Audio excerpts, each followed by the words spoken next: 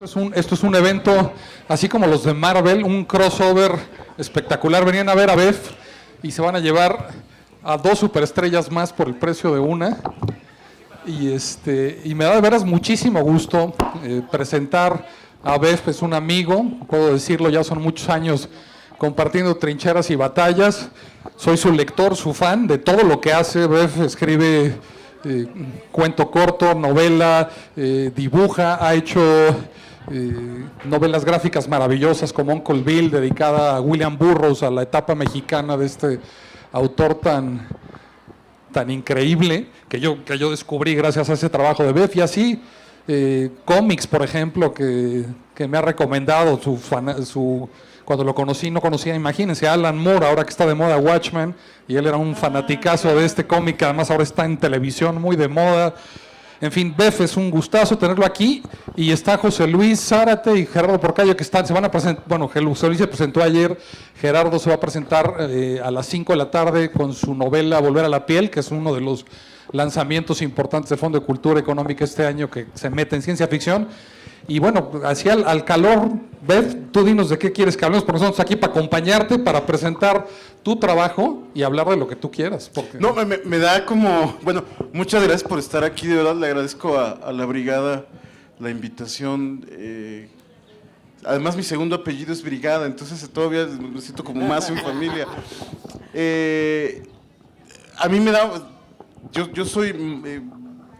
hay gente a la que le es muy natural poder como ponderar lo que hace y su obra, y son extraordinarios autopublicistas, y a mí me cuesta mucho trabajo hablar de lo que hago, pero por lo que quisiera empezar justo diciendo que la feliz coincidencia de estar con los muchachos, somos aquí, me es doblemente grata, porque cuando yo era adolescente, siempre cuento esto, yo debo haber tenido unos 14 años, cuando en la revista del CONACYT, que se llamaba Investigación y Ciencia. Sí, Desarrollo. Ciencia y Desarrollo.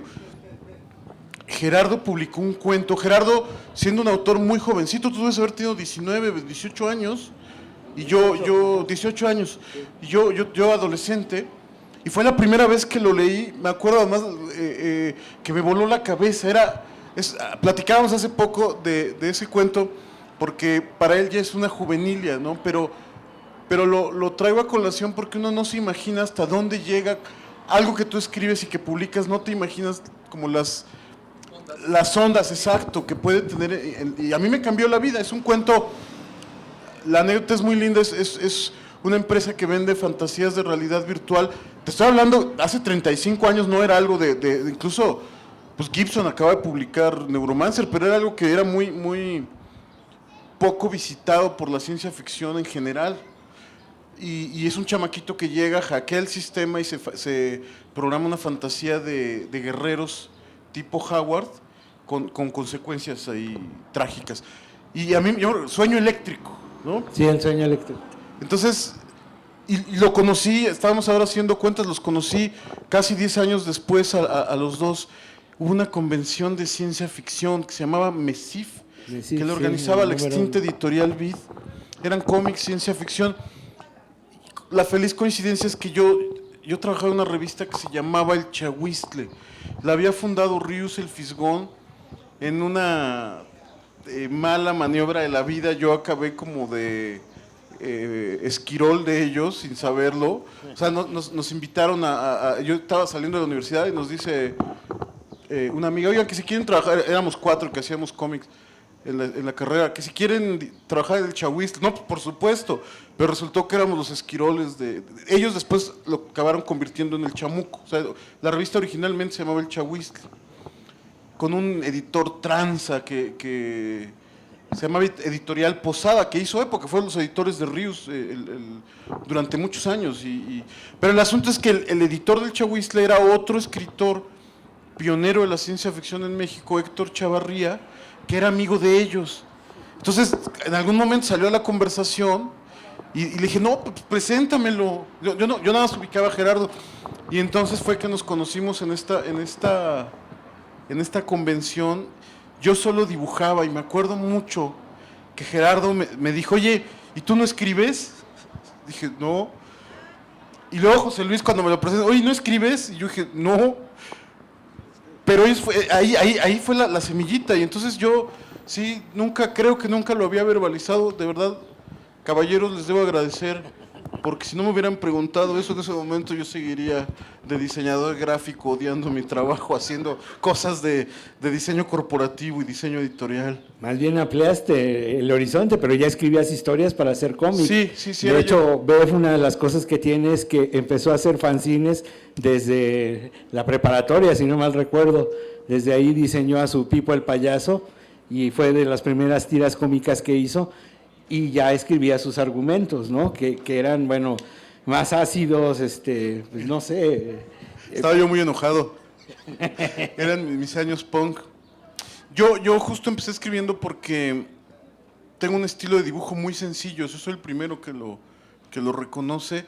Y luego se me ocurrieron unas historias como muy azotadas, justo al calor de haber leído de adolescente a Alan Moore y a Frank Miller, que a mí son dos lecturas que a mí me cambiaron la vida. O sea, yo en aquellos años no era común que tú pidieras los cómics por correo, y entonces tenía a mi amigo David, que éramos amigos desde primero de primaria y que era el que me dio a leer cómics de superhéroes, porque yo leía Asterix, Mortadelo y Filemón, los cómics para niños. Y juntos pedíamos nuestros cómics por correo a una tienda que estaba en Denver, me acuerdo, que se llamaba Mile High Comics. La mamá trabajaba en Pemex y entonces mandábamos por el fax de Pemex el pedido y ella nos ayudaba a hacer una carta de crédito, en fin, era un lío pues. Pero en la misma caja nos llegó el Dark Knight de Frank Miller y el Watchmen de Alan Moore, y sí, a mí yo dije, no, pues yo quiero hacer esto, ¿no? Yo quiero, si esto se puede hacer con las palabras, yo quiero ser escritor.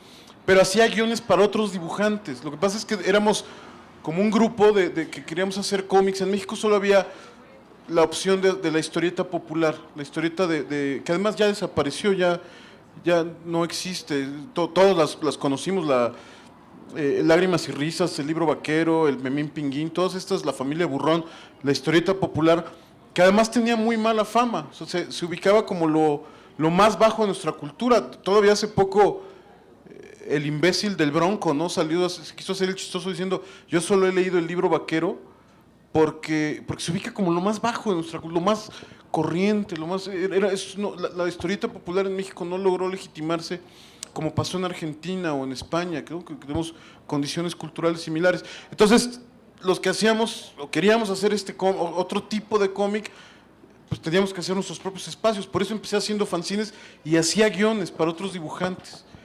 Pero como era una chamba como de placer y no nos pagaban, pues nunca acababan las historias. Entonces tenía un montón de historias que nunca nadie terminó de dibujar, hasta que, animado por otro amigo de muchos años, por Pepe Rojo, dijo, pues voy a dibujar mis cómics con palabras. Y así fue como, animado un poco por aquel encuentro en aquella convención y por la frustración de que no me dibujaban mis guiones, fue que empecé a escribir justo cuento de ciencia ficción. A mí la ciencia ficción es mi gran amor en la vida, pero nunca me ha hecho como mucho caso.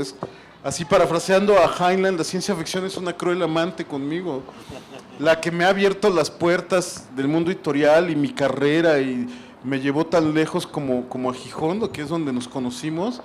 Fue la novela policíaca en un giro de tuerca, esos que solo pasan en las novelas baratas. La historia es que yo había escrito una novela cyberpunk de la Ciudad de México en el futuro y nadie me la quería publicar. Estamos hablando, ¿cuándo se hizo el concurso MESIF? Tú ganaste el primero, ¿no? Sí. ¿En qué año fue el primer concurso MESIF? 94, creo. No, más para acá, 99, 98. No, No sé. en el 97 se entregó el premio, Messi. 97. De hecho, ¿Lo ganaste tú? Sí, no. El primero se lo ganó un libro llamado Larvas. Yo me llevé el segundo. Claro, de un autor que luego, quién sabe qué fue. Suárez, sí, que él todo el tiempo dijo que él quería ser Guión de cine, ¿no? cineasta. Sí, es Ajá. verdad. Sí. El segundo lo ganaste tú, y el Sí. tercero, que es para el que yo escribí, se llama Gel Azul, mi novela, ahora está descatalogada, ando tratando de rescatarla. Ganó Gerardo Cifuentes, con un libro brillante que se llama Pilotos Infernales, pero era un libro experimental totalmente, a lo William Burroughs, una cosa así loquísima. Como Cifuentes. Como Cifuentes. Y entonces yo, muy frustrado, pues no la mandé a un montón de editoriales, nadie la quería publicar. Y en medio salió este concurso que se llama Otra Vuelta de Tuerca. Lo convoca el Estado de Querétaro. En aquel tiempo era Planeta y el Estado de Querétaro, de novela policíaca. Y entonces yo dije, bueno, mi lógica era si el autor fundacional, por lo menos en lo anglosajón, que es Edgar Allan Poe, ¿no? De policíaco, terror y ciencia ficción. Y de ahí los autores del género han cambiado varias veces. O sea, Ray Bradbury tiene varias ejecuciones de novela policíaca brillantes. Ed McBain tenía un par de libros de ciencia ficción. Entonces, Hasta Asimov. Asimov tiene una novela, pero Asimov no me gusta. Y saca, sí, el de Asesinato en la Convención, Sí. ¿no? Sí, es verdad. No lo he leído, pero sí. En su feria de Guadalajara de allá hace un... ¿Es una convención de ciencia ficción? No, es una convención de libros. ¿De libros? Y matan Ajá, a alguien. Matan a alguien. Entonces, Harlan Ellison, que es un personaje que es Harlan Ellison. Un bioquímico que escribe ciencia ficción. Sí, ¿seguro? exactamente. Entonces está sale Asimov es personaje en esa ¿Sí? novela. Sí. Sí, ególatra no, ¿verdad? No, es Asimov. Y el Club de los Viudos también, un libro de De Arthur cuentos. C. Clarke también tiene una policíaca, ¿no? No sé, Arthur No, C. él Clarke. no.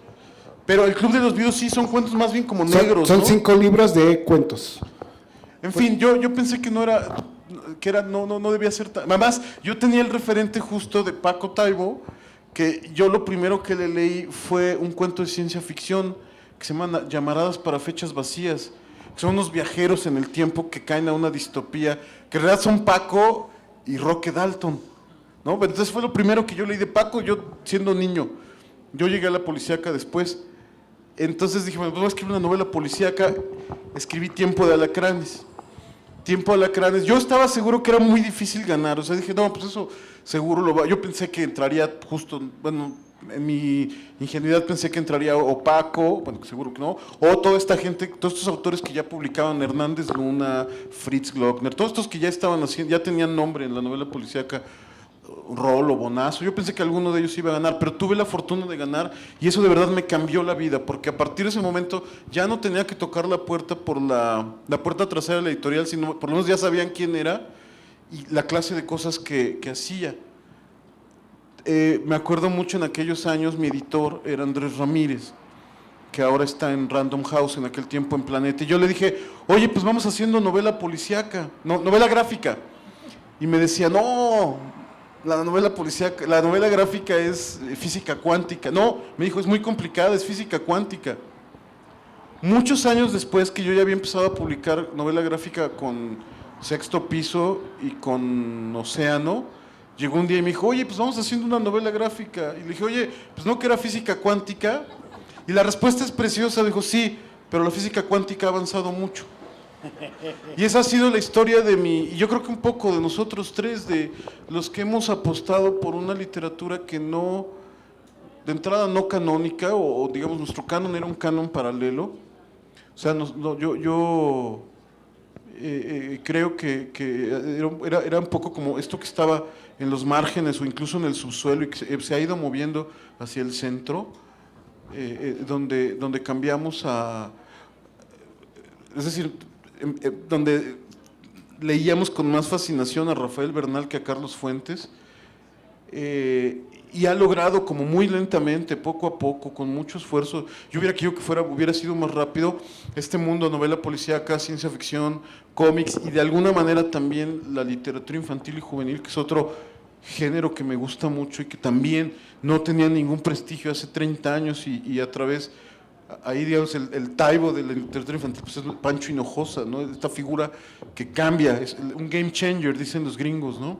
Que cambia totalmente el paradigma. Pues todo esto nos hemos ido moviendo al centro en un espacio que originalmente era inaccesible, que era elitista y que, es decir, antes de 1998 que Octavio Paz vivía, y no sé si influiría él o no, pero era impensable que hubiera una feria popular del libro sobre Paseo de la Reforma. O sea, el libro lo teníamos en un pedestal inalcanzable para la gente, y esa pues ha sido la ruta de nosotros, ustedes un poco antes que yo, pero ha sido la ruta de los, ¿cómo lo podríamos? De los que hacemos literatura de la imaginación, de los imaginantes, decía Pepe Gordo, ¿no? Los que nos dedicamos a... Cefeñeros, nos dijeron. Cefeñeros, decía los cienciaficcioneros, decía justo Héctor Chavarría, y ahí metidos los comiqueros y ahora los policíacos, que la novela policíaca, Stanislav Lem decía que la ciencia ficción tenía el problema de que nunca había creado una obra maestra. Él decía que cuando Dostoyevsky escribe Crimen y Castigo, ahí legitima la narrativa policíaca, y que la ciencia ficción, yo digo que sí la tiene, ¿no? Y que no una, muchas, pero un poco ha pasado eso. Por alguna razón, la novela policíaca ha sido siempre la hermana mayor de los géneros especulativos, de los... Bueno, Harlan Ellison también señala que se ha hecho muchos trucos con la ciencia ficción, y Aldous Huxley nunca se le ha considerado ciencia ficción, aunque Un Mundo Feliz sea ciencia ficción. 1984 de Orson... No es Orson, es George Orwell. George Orwell, igual, se aplaude y lo que sea, pero no se pone bajo el estigma de ciencia ficción. Entonces, yo he oído que hasta H.G. Wells, raro. No, que a Jules Verne, ahora que fueron que a ti te costaron en el Bicentenario, ¿no? Sí.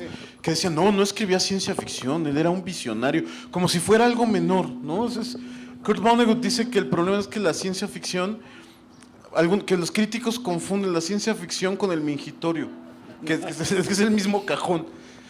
Y en Nantes me sorprendió mucho lo abandonado que tiene en su museo de Julio Verne. Está así como que no, un autor popular, pero no bueno. Cuando dice, híjoles, todos se acuerdan de Julio Verne, ¿no? De los escritores de la época. Uno dice, pues, 10 escritores franceses de esa época, Julio Verne y Julio Verne. Entonces, como que hay un prestigio en leer, pero eso es hacer la lectura como algo secundario. En realidad la lectura, primariamente, sin importar su prestigio, tiene que ser entretenida. Y creo que eso es algo de lo que Bev es pionero. Sus novelas son principalmente, despojado de todo, increíblemente entretenidas de leer, ¿no? En una novela hay un asalto un asalto bancario con los personajes están disfrazados de gorila. Entonces es muy divertido de leer. Esas cosas solo se le ocurren a Bev. En su novela El tío Bill, él es el autor se pone en parte del libro, ¿no? Conocemos al mismo tiempo la historia del tío Bill, pero también damos una repasada cómo es alguien que admira a William Burroughs. También es parte del ese. Uno de los libros más interesantes y desgarradores que he leído, uno de esos libros que estás leyendo y estás llorando de ¿dónde está para darle un abrazo? Es su última novela, una de sus últimas novelas gráficas, Habla María, que es una novela gráfica increíble. No les cuento más porque el chiste es estarla leyendo cómo va avanzando la trama, si la pueden encontrar, que además ahorita está ahorita sí la pueden encontrar en librerías. Es una maravilla, qué tanto una obra como una narrativa gráfica es tan importante como una novela de altos vuelos. Bueno, lean este trabajo de Bev y se darán cuenta que es literatura mayor. Si la desprecian o no la desprecian, no importa. Lo importante es que uno como autor, como lector, realmente disfrute de la obra, y es una de las cosas que hacen los libros de Bev.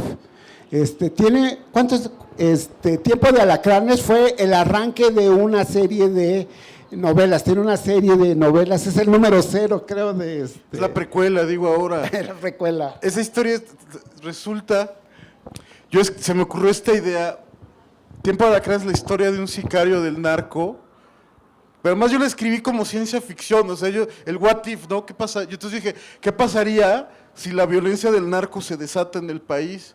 Cuando yo la escribí no parecía que, eso era un escenario como extremo, ¿no? Esa es una novela, era una distopía. Yo la escribí en 2004, se publicó en 2005, entre 2004 y 2005, y en aquel momento no se tenía, no pensábamos que el narco se iba a desatar como pasó cuando llegó Calderón a la presidencia. Yo ni siquiera hubiera pensado que Calderón iba a ganar. Entonces estaba situada como ligeramente en el futuro, y es la historia de un que además me contaron, esa historia me la contó de un sicario que lo mandan matar a un sujeto, a un soplón, y descubre que es buen papá.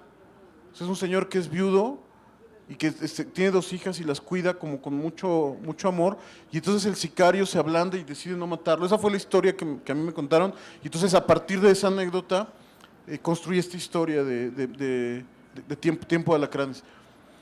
Cuando es una novela, es la más breve de todas, y cuando andaba buscando qué iba a escribir después, tenía ganas de hacer una serie. Yo siempre he sido fan de Ed McBain, creador del procedural, ¿no? De las o sea, lo que hace es documentar cómo son las investigaciones policíacas. A mí me encanta lo que escribe Ed McBain, que más tiene como 50 novelas del Precinto 87. Me acabo de comprar 2 aquí a 70 pesos, así que si lo ven, yo donde veo un libro de Ed McBain me lo compro y me lo leo. Y entonces no sabía por dónde seguir la historia, y había un personaje secundario que era una policía de reacción, un equipo SWAT antiasaltos, y dije, ¿qué pasaría, no? Si la hija del narco que aparece en esta novela se enfrenta con esta mujer policía, y ese fue el origen de la serie, que ya van, pues está la precuela y luego viene Hielo Negro, Cuello Blanco y Azul Cobalto, y estoy escribiendo ahora había tenido ahí un poco de bloqueo creativo para escribir. O sea, porque me pasa que cuando estoy dibujando, y he dibujado mucho estos años, no me puedo meter profundamente en la palabra, y al revés. Pero ahorita que por una serie de circunstancias me pude sentar a escribir, y llevo más de 100 páginas de la nueva novela, y estoy muy contento de seguir la serie, porque eso, me divierto mucho. Yo luego escucho colegas que dicen que cada palabra les cuesta sangre y sufrir. Sí, yo me divierto mucho escribiendo novelas policíacas, por lo menos las novelas policíacas sí. La de Habla María no fue tan divertida, pero fundamentalmente creo que la creación es un acto gozoso y placentero, debería serlo, como yo lo entiendo, ¿no? Quizá por eso no conecto de repente con... Ahora está muy de moda en México y quizá en el mundo, ¿no? Esta literatura del yo, ¿no? Y de la exploración como de ti mismo como personaje. Ahí estoy pensando en Amélie Nothomb como un caso muy... Y mis 2 exesposas son fans ya llegué a ese punto en la vida, de Amélie Nothomb, y yo no me conecto con este azote, pues, ¿no? Además, yo creo que mi vida es muy aburrida, yo no podría escribir como ha hecho ella, 20 libros sobre la historia de su vida, ¿no? Yo no. Y bueno, aquí en México hay un montón de autores, la gente más o menos de mi edad y un poco más jóvenes, ha sido como, mi generación estuvo como entre el realismo sucio y luego esto de la autoficción, y no me conecto a mí me gusta justo como la posibilidad de construir mundos muy incluso como totalmente delirantes a partir de algo que tenemos todos, que es la palabra, y que es muy democrático. Ahí no me acuerdo si justo era George R.R. Martin o alguno de ellos decía, de estos fantasistas gringos, decía, las palabras son baratas, ¿no? Lo difícil es construir con ellas. Y eso, a mí lo que me gusta es construir estos mundos como muy divertidos. Sí, yo creo que contar historias es algo que te fascina y que has sabido hacer, ¿no? Además, esta manera de tocar la sensibilidad creo que es fundamental. Taibo, yo creo que lo que hizo fue acercar precisamente la distancia, acortar la distancia entre el caso policíaco aislado a la Agatha Christie, que no nos toca nada, y hacerlo más urbano y más mexicano, ¿no? Y Sí. que tú caes dentro de esto precisamente con Tiempo de Alacranes, precisamente te adelantas, pero tocas cosas que ya en algunas zonas remotas de México, en algunas zonas específicas de México ya se estaba viviendo, ¿no? Particularmente en el norte ya se estaba viviendo pues este descontrol del mundo narco, ¿no?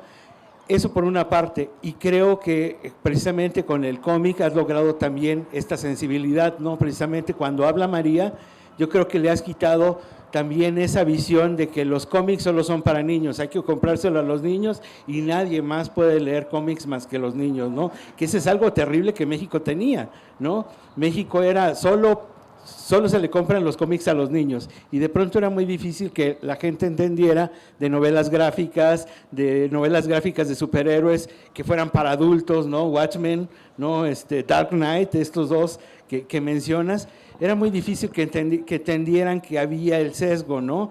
Pero tú ahorita con Habla María, precisamente, un tema bien difícil de tratar, que es bien incomprendido, bien difícil de abordar, tú lo haces de manera directa, con este tipo de dibujo que además pareciera que no vas a tratar algo complicado y eso te aligera el impacto, ¿no? Yo creo que eso es algo fundamental que ha logrado tu narrativa, ¿no? Gráfica, ¿no? Ah, qué bonito. Una de las misiones que yo tenía o que me planteé como narrador gráfico era justo como poder aportar evidencias de que los cómics servían para contar historias importantes. O sea, y cuando hablo de importantes, pienso en la definición que hace Kurt Vonnegut, que es mi autor favorito de todos los tiempos, de la literatura, que él dice, la literatura es cuando a través de una invención, ¿no? Puede ser un cuento, una novela, un guión, un cómic, cuando a través de eso le dices a quien está leyendo o le comunicas ideas pertinentes sobre la complejidad de la existencia humana, estás haciendo literatura. Entonces yo crecí, o tuve el privilegio, porque sí es un privilegio, de crecer en una familia de lectores. Entonces, era muy padre porque nuestro viaje, nuestro paseo dominical, cuando estábamos en la Ciudad de México, siempre remataba en una librería y la otra semana en el puesto de periódicos.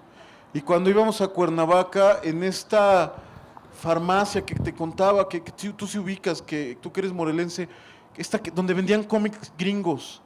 Sí, claro, que en el centro de las plazas. En el mero Zócalo. Entonces, ahí, y nos compraban nuestros cómics de Marvel. Entonces tuve la suerte como de no tener esta distinción artificial entre la alta y la baja cultura. Entonces, pero sí tengo muy ubicado que los cómics más populares hoy en día están muy dirigidos a un sesgo adolescente infantil. Adolescentes de 40 años, pues, ¿no? O sea, el público del cómic ha envejecido un montón. Creo que los gringos han cometido un grave error de no tener una gran tradición de cómic infantil, como en Europa o en Japón, ¿no? O en Argentina. Entonces ubicamos mucho y claro, pues esta es una de las muchas caras que tiene. Yo además soy un gran entusiasta o sea, a veces me da pena la cantidad de trivia nerd de cómics que me sé. O sea, me siento bueno, no, el campeón es Armando Saldaña, que viene ahorita a presentar él sí sabe todo, ¿no? Pero yo sí me puedo estar horas con él. Oye, y es que cuando Tony Stark esto, y que J. Jonás Jameson, ¿no? Pero eso se llama profesionalismo en otros ramos, eso se llama ser profesional, Claro. saber cada detalle, eso se llama ser profesional. O sea, el problema es precisamente de pronto desdén que se tiene hacia este tipo de artes, ¿no? Pero bueno, Bev, digo, ha hecho esto y ha aportado además, ya nos dejamos atrás la ciencia ficción, pero nada más quiero tocar esto. Bev, aparte de sus fanzines que hizo de cómics, hizo también fanzines de ciencia ficción y de hecho profesionalizó la idea de hacer cómics con Sub, cuando hizo Sub, que fue su cómic, su fanzine de ciencia ficción, cambió la perspectiva de cómo se tenía que hacer una revista independiente, ¿no? Porque todos lo terminábamos haciendo de lo más chafa y con Word y de la peor manera posible. Y luego tuvo otra parte que dice que odia el diseño gráfico, que es su licenciatura es en diseño gráfico, pero por ejemplo toda la colección que hizo de ciencia ficción y fantasía en Editorial Times, él formó y diseñó las portadas y fue también una profesionalización del terreno. El problema fue cómo se recibieron y cómo se distribuyeron de pronto esta colección, pero es un parteaguas también en la concepción de cómo se deben de hacer las cosas editorialmente hablando. Entonces no nada más lo hizo, no nada más estos dos terrenos que hemos mencionado, también está esta visión editorial que él ha aportado un montón de cosas, ¿no? Ay, muchas gracias. Yo sonrojo como una amapola. Es que justo cuando llegó la hora de cuando llegó la hora de elegir carrera, yo estaba entre estudiar letras inglesas, biología o diseño gráfico. Pero estudié diseño porque era la que dije que me iba a pasar más tranquilo porque dibujaba. En realidad fui muy mal estudiante siempre, yo fui un pésimo. O sea, en el mejor de los casos yo fui un estudiante mediocre. Pero lo que siempre me permitió sobrevivir en el mundo académico era ser muy lector. Bueno, y ya no les dije esto, que justo como en mi casa no había la separación entre que el cómic era basura y el libro era como alta cultura, yo creo que mucho porque comprábamos los álbumes españoles, estos de Asterix, de Mortadelo, que eran libros, siempre tuve como esta idea. Yo aunque me gustaban mucho o sea, mi sueño de adolescente era hacer un Batman en algún momento, tengo muy claro que jamás, o que sería muy difícil que me dieran chamba en Marvel, ¿no? Es la clase de cosas que... Y más o menos por ese momento descubrí todos estos... había una hornada de autores que ahora son los que han conformado la novela gráfica en Estados Unidos y Canadá, que hacían una cosa como más personal. Ahí estoy hablando de Dan Close, de Chester Brown, bueno, Art Spiegelman, que es el gran referente, que era lo que de verdad me interesaba, porque además yo no tengo un dibujo prodigioso, tengo un dibujo que comunica. Entonces ellos tenían mucho esto, ¿no? Muchos extraordinarios dibujantes, pero no eran de esta escuela como espectacular que había como o sea, que implicaba dibujar un Spider-Man o un Batman hoy en día, ¿no? Sino justo, y es una de las cosas que también me interesan, que los cómics, que no tienes que ser un dibujante prodigioso para ser un buen narrador gráfico, tienes que ser eso, justo como tener un storytelling y un flujo ágil para poder contar una buena historia, ¿no? O sea, y que además es un medio tan grande que cabe en todo, pues que cabe este sujeto que se llama, por ejemplo, Alex Ross, que es un ilustrador casi realista, bueno, no, fotorrealista, que dibuja superhéroes. De hecho, es tan realista que se ven medio ridículos sus superhéroes, ¿no? Parece gente en pijama, hasta alguien como, bueno, pues el caso precioso de Rius, que teniendo un dibujo aparentemente muy sencillo, construyó una obra monumental de historieta didáctica, y además ha sido uno de mis referentes en la vida, el maestro Rius, ¿no? A quien tuve el privilegio de llamar amigo, ¿no? Yo creo que tienes que asumir tu estilo y encauzarlo, ¿no? Digo, Ed McKeever es uno de esos dibujantes que ha dibujado Batman, que dices, ¿cómo es posible? Tan horrible que dibuja, pero lo ha encauzado, ¿no? Ay, a mí me encanta, Ted McKeever, sí, bueno, me o sea, encanta. pero no es el No, preciosista. Sí, no es Neil Adams o no sé, a mí mi dibujante, ya así, poniéndonos nerds, mi dibujante favorito de Batman es Alan Davis, que además lo dibuja muy poquito. A ti no te gusta, ¿no? Ya llegó Armando. A mí me da pena hablar de cómics cuando está Armando porque siempre me regaña. Pero sí, no, me queda claro, ¿no? Y ahora justo, por ejemplo, el Uncle Bill para mí fue esta novela. Uncle Bill es la historia de William Burroughs en México, que era este escritor gringo visionario, considerado como el, si no el más importante, uno de los escritores experimentales más importantes en los Estados Unidos en el siglo XX. Y él vivió entre la década de los 40 y 50 en México, donde mata a la esposa accidentalmente. Y fue a dar a Lecumberri y salió en 2 semanas porque tenía al rey de los abogados tranzas. Entonces yo quería contar esa historia, pero al mismo tiempo hablar de cómo puedes establecer una relación amorosa en el sentido más amplio, con alguien que nunca conoces. O sea, cuando tú te conectas a través de la lectura con la obra de alguien, tú te enamoras de algunos. O sea, yo estoy enamorado de Mary Shelley, de Edgar Allan Poe, de Víctor Hugo, de Ray Bradbury, o sea, de gente que jamás voy a conocer, ¿no? Porque ya están muertos o porque viven al otro lado del planeta. Entonces yo quería hablar, esos son los 2 temas, la relación insalvable entre las culturas norteamericana y mexicana, y la relación amorosa que estableces con alguien a través de la obra escrita. Y fue la primera vez que con este estilo de dibujo mío, que es muy pegado al tipo lo llaman línea clara, justo el dibujo como de Tintín o de este tipo de dibujantes muy franceses. Germán Butz también. Germán Butze de los Super Sabios, que es mi dios, ¿no? Sí, otro y de- Abel Quesada, que es otro de mis referentes.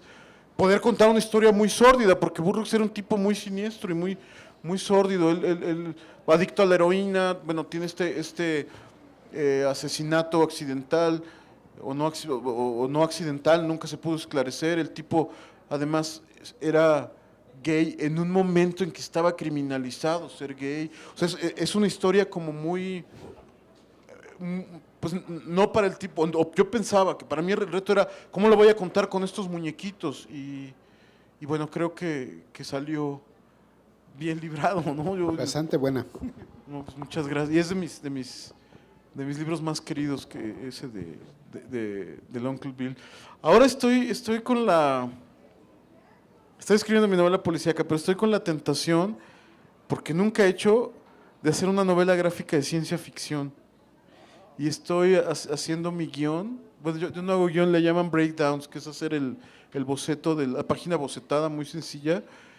Y ando así con esta tentación de poder hacer una cosa como muy ambiciosa. Ahora, aquí está mi amiga Elisabetta, que hace poco me hizo llegar que me consiente mucho, y me hizo llegar unos cómics, unos manga, y me pasó una cosa maravillosa que se llama Blam, de Tetsu Tutsi, ¿cuál es el nombre? Bueno, no importa. De un japonés loco, ¿no? Que es, Sí, sí. Como todos. que tú sí lo has de conocer, Blam. Sí, Ustedes claro. dos, no. Pues, yo no soy tan de manga, ¿no? Entonces me voló la cabeza, porque deben ser casi 2000 páginas para contar una anécdota sencillita de un mundo de cyborgs contra humanos en una nave planetoide que va flotando. Entonces, ando con esta onda, ya había empezado mi proyecto, pero ando con esta onda de hacerme una cosa así como muy extensa, con una narrativa muy fluida y en blanco y negro. No sé si así va a ser. Lo que había pensado es qué pasa si una nave comercial, una nave espacial comercial, se encuentra un objeto no humano dentro del cual hay un cristal que te concede todos tus deseos. O sea, como una historia como sobre el deseo. Entonces por ahí va. Nunca he hecho una novela gráfica de ciencia ficción, todo ha sido esta cosa como muy realista, tanto que con Paco Hagenbeck quise matar al candidato sobre el asesinato de Luis Donaldo Colosio, que además ahí cambié mi estilo totalmente, y es un estilo, digamos, es lo más realista que he dibujado, y en este tono como noir Periodístico. policíaco, sí, periodístico. Yo se te iba a preguntar si crees que tuviste parte de entrenamiento dentro del Chahuizle para hacer los rostros tan parecidos, y que ahora ya estás, ya perfeccionaste todo eso y acabas de dar la vuelta completa, o ¿cómo lo consideras? Si hay, digo, todos los últimos libros han tenido un avance increíble, ¿no? El libro amarillo, ¿cómo se llama? El instante amarillo. También hay un montón de estilos que estás proponiendo, ¿no? Pero aquí me parecía que de pronto la manera en que sintetizan los rostros y son totalmente reconocibles los personajes, pues es la pregunta. Me cuesta mucho trabajo. Pero lo logras. Mi o sea. peor pesadilla, ahorita te voy a contar cómo le hago, porque mi peor pesadilla, o sea, un problema que tengo en la vida, y para mí de verdad es un problema, siempre que estoy con otros colegas, les pregunto a otros dibujantes, tú, cuando llenas una forma migratoria en ocupación, ¿qué pones? Porque los que hacemos cómics no somos caricaturistas. Y entonces, pues, o sea, bueno, comic book artist, cuando yo tuve uno de los así grandes privilegios y éxitos en mi vida, es que he estado 2 veces en Japón y me di el gusto, en la forma migratoria le puse mangaka, hijos de su fregada madre. Pero no, o sea, cada que tengo que explicar qué hago es un problema. O sea, ya sabes, una reunión familiar y llega la tía y ¿a qué te dedicas, hijito? A la tía de tu esposa, y siempre sufro mucho. No, pues es que yo hago muñequitos, pues no soy caricaturista. O sea, es un problema. Entonces, pero justo cuando era adolescente, una tía, hermana de mi papá, me llevó a conocer a Helio Flores, ¿no? Que yo creo que en este momento, bueno, eran Ríos, Naranjo y Helio, los grandes, ahora el único que queda vivo es Helio y lo acabo de ver apenas esta misma semana, el lunes, el miércoles estuve con él y está entero, ¿no? Me da mucho gusto, a pesar de que es un hombre mayor, está enterito, lúcido y filoso como nunca. Y entonces, pero estoy hablando, yo tenía 12 años y lo fui a conocer y salí o sea, súper buena onda, estuve toda la tarde en su estudio, me enseñó cómo dibujaba, sus plumillas, me regaló unos libros y yo salí de ahí diciendo, me quiero dedicar a ser caricaturista en aquel momento. Y bueno, lo primero que empecé publicando era caricatura, yo empecé en una sección del Universal que se llamaba Universo Joven, que la hacían puros universitarios. Todos eran de la Carlos Septién, de la Escuela de Periodismo, y yo que estudiaba diseño era el caricaturista. Entonces, y luego esto de haber hecho el Chahuizle. Entonces siempre tuve como esa raíz del cartón político, y me pasa como decías tú, José Luis tiene esta frase preciosa, no soy poeta y tengo poemas para demostrarlo, yo no soy caricaturista y tengo cartones para demostrarlo. O sea, es una yo digo que somos como poetas y narradores, los caricaturistas y los historietistas. Trabajamos con la misma herramienta, pero hacemos cosas totalmente distintas. Entonces, muchos años, bueno, no muchos, pero bastante tiempo estuve, al menos un par de años, cada semana dibujando a Ernesto Zedillo, a Salinas de Gortari, a todos estos siniestros, pues a todos estos personajes, a estas finísimas personas. Y mi problema es que soy muy malo para... De hecho, mi peor pesadilla es que alguien llegue y me diga, sobre todo si es una chica guapa, ¿no? Que diga, dibujas, hazme una caricatura. Porque no me queda no me sale, ¿no? Para de Colosio apliqué pues, tenía ya como pues todas las mañas del ilustrador, ¿no? Colosio, no, y más que Colosio, Aburto es muy difícil de dibujar. Dificilísimo, por alguna razón es una cara muy difícil de dibujar. Dos personas más difíciles de dibujar, Ernesto Zedillo y Aburto. Digo, Colosio le pone sus chinos, su bigotito y ya medio separado. O Salinas, ¿no? Es un pelón con orejas. Pero estos dos son dificilísimos de dibujar, entonces tuve que usar mucha referencia fotográfica. Entonces... En Aburto en cada imagen es diferente, ¿no? Sí, además ese es otro problema. No, con Aburto lo que hice cínicamente es que si hay uno que lo dibujé y que no se parece, o sea, no sale mucho. En una página lo dibujé en acuarela y no, o sea, medio se parece. Pero hay otra que tomé la foto muy famosa, la fotocopié varias veces para que saliera la textura de fotocopia, como de fanzine. Granulosa. Y luego la empecé le cambiaba los ojitos. Porque ahí apliqué la ley de Wallace. Wallace Wood, que fue un dibujante prodigioso en los años de finales de los 40 hasta ¿qué se debe haber muerto? En los 80, ¿no? Se debe haber muerto Wallace Wood. Él tenía la capacidad de copiar el estilo de cualquier dibujante. O sea, lo mismo podía copiar a Charles Schulz que a Foster, el del Príncipe Valiente. Y él decía, es uno de los fundadores de MAD por eso, ¿no? Porque podía parodiar el estilo de quien tú le dijeras. Tristemente se suicidó. Y él decía, tenía la ley de Wood, las 3 leyes de Wood, que son: no dibujes nada que puedas copiar, no copies nada que puedas calcar y no calques nada que puedas recortar y pegar. Siempre y cuando se vea bien, ¿no? O sea, si se ve chaqueto, pues no. Y entonces siempre que pude apliqué con los personajes las leyes de Wood. Pero no, sí le sufrí, porque no, o sea, en una caricatura quizás sea un poco menos complicado, pero hacer que se esté moviendo Colosio y pues no, sí necesitaba, sí le padecí.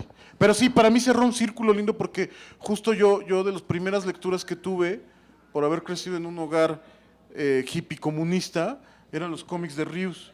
Entonces para mí nunca había hecho algo como relacionado directamente con política mexicana y entonces para mí ahí cerró como ese círculo y volver un poco como a eso, aunque no del lado del humor gráfico. Genial. Cuando comentas de qué le dice a uno a la familia, ¿en qué te dedicas? Yo, en las reuniones familiares, al principio cometí el error de decir escritor, porque entonces el tío más cebo que tenía trataba de contarte su vida. O sea, la realidad es mejor que la ficción. Fíjate que a mí horas y horas, ¿no? Entonces, decía, ¿qué haces? Periodista. Ya. Ya no te están, Ya, no te están Esteban, fastidiando. bueno.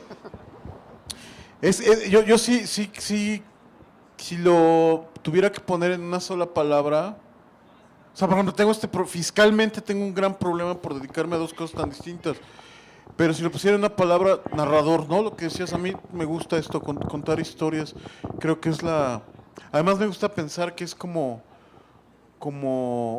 una vocación primigenia de nuestra cultura. O sea, yo siempre digo que el oficio más antiguo del mundo es el narrador y no el que todo mundo dice, porque antes de que hubiera esquinas donde separaran las chicas, había un cuate, ¿no? O sea, se juntaba la tribu a comer, ¿no? Ya fuera lo que habían recolectado vegetal, o se estaban refinando un bisonte o lo que sea, y siempre había un camarada que le contaba cómo se lo habían comido. Y luego iba otro y lo dibujaba en los muros, ¿no? Entonces me parece que son oficios muy antiguos y muy nobles, el narrador y el monero. ¿No? Porque al final los toros de Altamira son monos, ¿no? Yo digo que son monos. Además, cuando les preguntaban, ¿y cómo casaste al bisonte? Siempre le adornaban, ¿no? Claro, Eso claro. fue dificilísimo. Otra de las cosas que has hecho, digo, este repaso ha estado fabuloso porque empezamos prácticamente desde los fanzines hasta el diseño gráfico de revistas, las antologías, pero últimamente has estado colaborando con otros escritores, por ejemplo este que mencionaban, Matar al Candidato, con Francisco Hagenbeck. Él puso el texto, tú pusiste el dibujo, y ahora ayer me enteré que estás preparando algo más o menos igual con José Luis. ¿Por qué no nos platican qué están cocinando? Eso está bien. Yo siempre he pensado, lo sostengo, que el escritor mexicano, que ahora tienes que ser muy específico por la corrección política, ¿no? Pero que el escritor mexicano, hombre, vivo, más brillante, o sea, para mí es José Luis Zárate. Y José Luis Zárate, yo algún día dije que era el secreto mejor guardado de la literatura nacional. De verdad me parece brillante y bueno, no te ha hecho justicia el mundo editorial, ahora lo empieza a hacer y espero que esto acabe, o sea, que mucha gente se entere de lo brillante que es el hombre que tengo a mi derecha, sin menosprecio de ninguno de mis colegas, pero de verdad parece que es un autor brillante, lo he seguido hace 30 años o casi 30 años. Y entonces, brillante, pero con una suerte editorial pésima. Ahora les voy a contar una historia. Resulta que cuando empezó el Twitter, empezaste a hacer esto de la tuiteratura, los minicuentos, y les recomiendo que sigan su cuenta, @JoseLuisZárate, todos los días 3 minicuentos, y vas por temas, ¿no? Sí. Entonces, 20,000 en línea. 20,000 minicuentos en línea. Y buenos, además, o sea, no, de verdad, con un nivel muy alto. Entonces, resulta que tiene listo un libro de minicuentos de elefantes, precioso. Y yo, en aquel momento, la que había sido mi primera editora en Alfaguara Infantil, estaba Marta Llorens, estaba en una editorial que estaba haciendo libro infantil, muy bonitos, Nostra Ediciones se llama. Y entonces se lo propuse y dijo, sí, va, lo quiero. Y todos estábamos muy felices, lo iba a ilustrar yo y con los textos de José Luis. Y entonces un día me habla Marta y me dice, oye, necesito que vengas urgentemente a la oficina.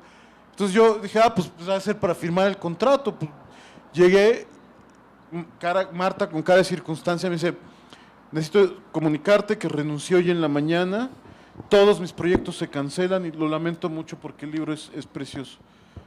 Así ya damos para firmar el contrato. Y tienes 2 o 3, había otra, no te estoy ventaneando, más bien creo que... No, porque las 2 historias que voy a contar tienen un final muy feliz. Resulta que un académico en Francia descubre tu novela de La Ruta del Hielo y la Sal, sí, que es hermosa.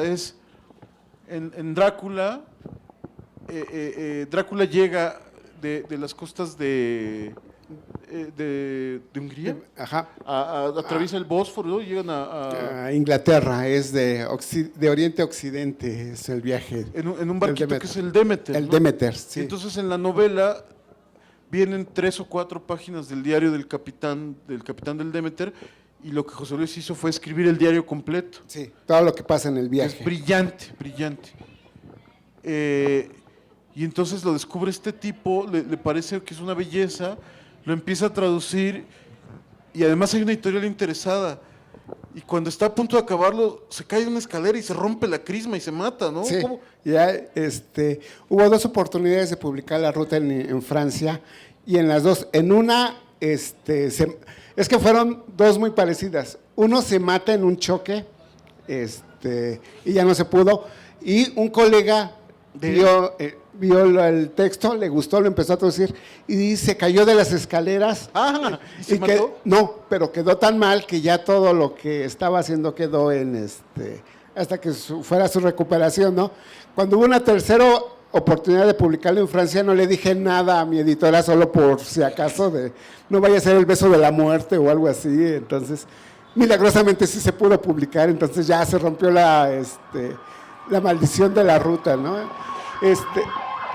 No, y lo tradujo Sebastián Ruté, que estuvo aquí la Que semana estuvo pasada, aquí, ¿no? y lo tradujo increíble, ¿eh?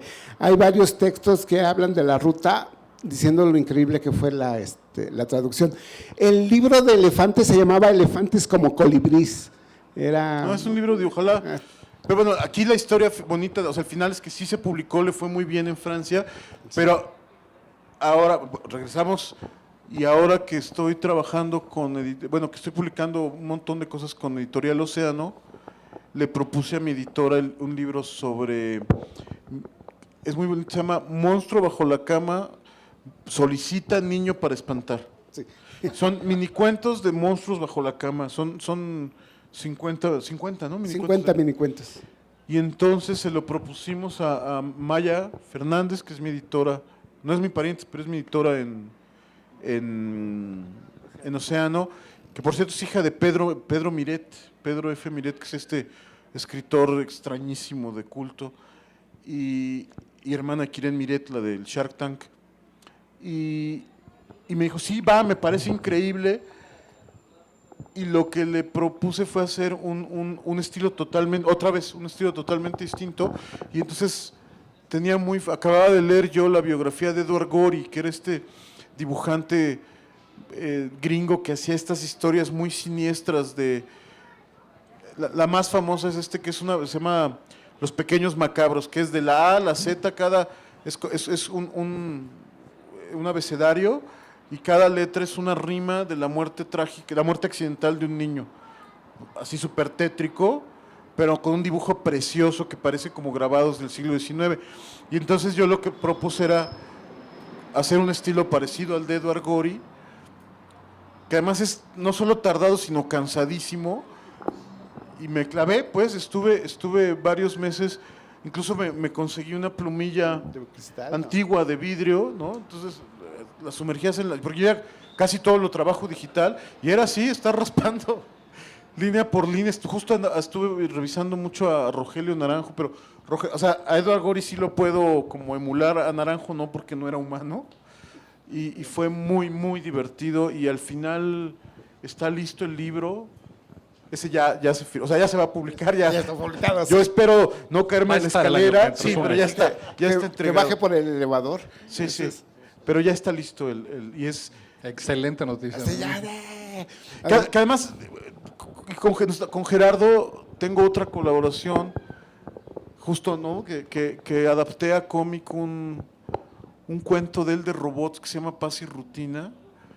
Es el último humano que queda en el planeta Tierra y que está aburrido y está rodeado de puros robots que tratan de complacerlo y no pueden porque él está harto de todo. Es un cuento muy divertido, muy extraño, y hice una adaptación a cómic. Entonces me he dado el gusto de trabajar con los dos. Ahora queremos rescatar de Paz y Rutina también, a ver si hay posibilidad de meterlo por ahí en algún lado. Pero bueno, sí, esa colaboración fue muy Nos quedan emocionante. unos minutitos Nada. en esta celebración de la obra y la vida de Bernardo Fernández Beff, que de veras, si no conocen sus trabajos, creo que después de esta charla seguramente se quedarán con muchas curiosidades. Me gustaría, y si quieren empiezo yo, que nos recomendaran José Luis y Gerardo un libro de Beff. Bueno, yo ahorita está en librerías, recomendaría así tienen que leerlo, es Habla María. Lo pueden encontrar, ahorita es fácil de encontrar y es una maravilla. Habla María es mi testimonio en forma de cómic de cuando nos dieron el diagnóstico de que mi hija mayor, María, está dentro del espectro autista. Y es eso, la historia de cómo supimos y toda la historia, el ir al análisis, y estudios y todo eso. Es eso. Una belleza. Gracias. Sí, yo que recomendaría, bueno, a mí me gusta mucho el trabajo de Bev. Pienso que por ahí Gel Azul no ha sido valorada en su real medida, y su libro de cuentos, que ya no ha seguido escribiendo muchos cuentos, pero su libro de cuentos, creo que quien te recopiló fue Océano. Océano, se llama Escenarios para el Fin del Mundo. Me parece que es un qué libro bonito. brillante que hay que revisar, donde igual que como con el cómic ha hecho como muchos experimentos narrativos bien interesantes, ¿no? Entonces, el cuento es poco vendible según los editores, pero me parece que es uno de los laboratorios narrativos más Ahí aprendí a interesantes. escribir yo. ¿Tienes en esa recopilación Ha muerto la bestia muerta? Sí. Si hay un cuento clásico steampunk mexicano, es ese. Creo que Entonces, fue el primero. fue el Segundo primero. fue el primero. Durante mucho tiempo fue el único, entonces se lo recomiendo así de, wow, si lo pueden leer. La bestia ha muerto, el Segundo Imperio se consolida, entonces Maximiliano está cumpliendo 10 años en el Imperio Mexicano y Juárez resiste en el exilio, pero se está muriendo. Y entonces la única manera que los liberales descubren para mantener la lucha es convertirlo en un virus informático. Esa es el... Con Cifuentes tenías otro steampunk que estabas escribiendo. Sí, Nunca sí, pasó nada con eso. No, era una locura, era ese mismo universo, pero ya en los años 50, que empezaba cuando la gran estrella del rock and roll en 1957, que era, haz de cuenta, se vestía como los Ramones, pelo largo y peto, se mataba en un accidente de aviación y era Pedro Infante. Y así empezaba, ¿no? Con que se mata Pedro Infante, pero que toca como punk, bueno, punk rock, como los Ramones, pues, como punk rock. Así empezaba la... Sí, era bueno, lo que llevaban escrito era bastante bueno, pero quién sabe qué No, quedó. lo quiero rescatar, sí, ahora que Cifuentes hasta el mes pasado era el director editorial de Muy Interesante y acaba de dejar ese trabajo, y yo hacía el cómic de Muy Interesante de la última página, pero como me fui con él, pues, ¿no? Me dejé ese trabajo, entonces, ahora que está desempleado le voy a decir que retomemos esa novela. Sí, era muy divertida y muy delirante, y además muy divertido escribir a 4 manos, universos de ese tipo. Justo es de lo que va a hablar Armando ahora, de estos universos alternos. Tú dale raros. chance a esa amante cruel que es la ciencia Sí, ficción. sí, quiero... Sí paga. Se Me he de tarda comer más, esa pero- tuna, decía la sí. canción. Es diva, a final de cuentas, Es la diva, ciencia es ficción, diva. pero vale la pena. Aunque me espine la mano, decía la canción. Y yo para cerrar les recomiendo, se habló de esta novela que además no conocía la historia de cómo fue que escribiste ese primer policíaco de Tiempo de Alacranes, que por cierto, Sí, aquí. nada más ¿Queda quedaba uno? uno ya, es que estaban circulando por ahí. Ya. Es la edición española. En la edición no se consigue española, aquí. sí, que bueno, la brigada ya ves que de repente Sí, qué rescata. maravilla. Bueno, yo les recomiendo mucho el inicio de la saga de la Mijangos, que es uno de mis personajes de Bev favoritos, esa judicial, que empieza empieza tenuemente ahí, pero que ya en Hielo Negro, que se presentó aquí, orgullosamente Sí, así también, fue, así fue. en una de las primeras ferias de Reforma, aquí estuvo Bev presentándolo. Entonces, esta charla se siente como... No, es como simplemente continuar. Para mí es llegar a casa otra vez. Así es. Muchísimas gracias por No, gracias. venir hoy, Bev. Gracias. Despedamos con un fuerte aplauso y de veras busquen el trabajo de Bernardo Fernández Bev, porque es una de las voces de esta generación que a mí más me han tocado, ¿no? Muchas gracias. Gracias a todos.